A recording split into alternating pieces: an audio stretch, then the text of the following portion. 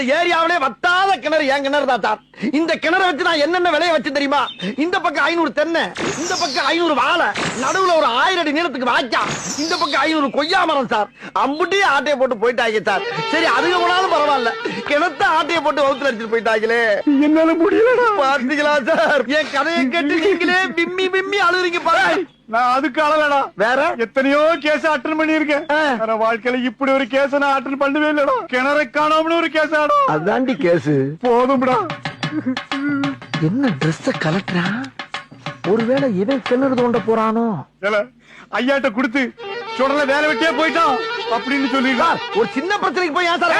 என்னடா சின்ன பிரச்சனை? ஒரு கிணறு காணாம போற சின்ன பிரச்சனையா? இன்னைக்கு கிணத்தை காணலம்ப, கொஞ்ச நாள் கழிச்சு ஆத்த காணலம்ப, அப்புறம் ஊரை காணலம்ப, அப்புறம் உன்னையே காணல யார்ட்ட வந்து கம்ப்ளைண்ட் கொடுப்படா.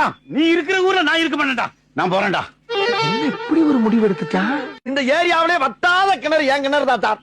இந்த கிணறை வச்சு நான் என்னென்ன விளைய வச்சு